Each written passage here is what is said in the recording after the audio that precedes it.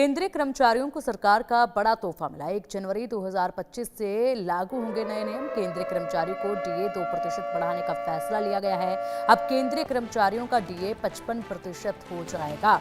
तो केंद्रीय कर्मचारियों का डीए 55% हो जाएगा। बड़ा फैसला लिया गया है। केंद्रीय कर्मचारियों के लिए बड़ा तोहफा है। खुशी की लहर जाहिर सी बात है देखने को मिलेगी। और केंद्रीय कर्मचारियों को सरकार ने यह बड़ा तोहफा देते हुए अब डीए में बढ़ोतरी कर दी है। 1 जनवरी 2025 से ही ये नियम लागू हुआ है। केंद्रीय कर्मचारियों का डीए 2% बढ़ाने के लिए कहा गया। अब केंद्रीय कर्मचारियों का जो डीए है वो 55% हो चुका है। 2% की डीए में बढ़ोतरी की गई है। 2% की बढ़ोतरी के साथ ही केंद्रीय कर्मचारियों का डीए अब 55% होगा और इसी के साथ 1 जनवरी 2025 से ही इसे लागू कर दिया गया है। बड़ा तोहफा सरकार की तरफ से ये केंद्रीय कर्मचारियों को दिया गया है। केंद्रीय कर्मचारियों को सरकार ने बड़ा तोहफा देते हुए 2% की बढ़ोतरी की है। आने वाले समय में और भी बड़े तोहफे जो हैं वो सरकारी कर्मचारियों के लिए आ सकते हैं, जो अनुमान लगाया जा रहा है। अधिक जानकारी के लिए हमारे सहयोगी मनोहर केसरी हमारे साथ है। मनोहर, केंद्रीय कर्मचारियों को बड़ा तोहफा सरकार ने दिया है। 2% की डीए में बढ़ोतरी कर दी है, जिसके साथ ही अब केंद्रीय कर्मचारियों को 55% डीए मिलेगा। देखिए, बिल्कुल रामनवमी और ईद के पहले केंद्रीय कर्मचारियों को केंद्र सरकार की ओर से एक बड़ा तोहफा दिया गया है, एक सौगात दिया गया है, जिनमें डियरेंस अलाउंस जो है एम्प्लॉइज के लिए 2% बढ़ा दिया गया है। वहीं डियरेंस रिलीफ की अगर बात करें, रिलीफ फंड की, वो भी 2% बढ़ाया गया है। मतलब डीए और डीआरए वो 2% बढ़ाया गया है और इस मद में 7,716 करोड़ रुपया दिया गया है। तो मतलब आप समझ सकते हैं उन तमाम जो कर्मचारी हैं उनको इसका फायदा मिलेगा।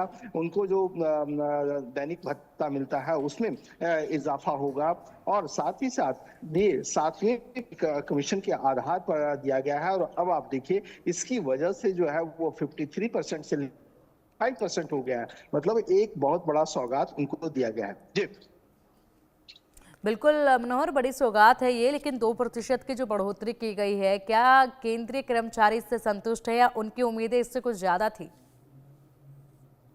देखिए, उनकी उम्मीदें बिल्कुल ज्यादा होती है सभी कर्मचारियों की, क्योंकि डीए का मामला होता है तो उनकी उम्मीद थी कि 4 से 6% बढ़ा दी जाए।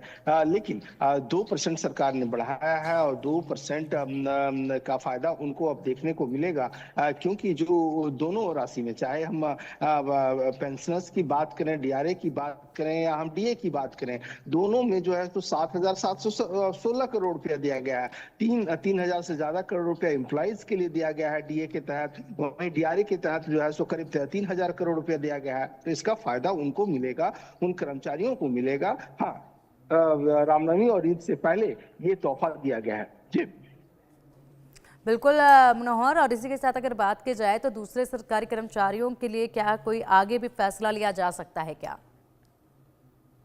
देखिए, बिल्कुल सरकार जो है सो कमेटी के आधार पर बीच फैसला लेती रहती है। चाहे आपने देखा होगा कि दुर्गा पूजा के दौरान, दीपावली के दौरान बोनस का ऐलान किया जाता है, तो अलग अलग सिचुएशन पे किया जाता है। अब आप देखिए, 8वें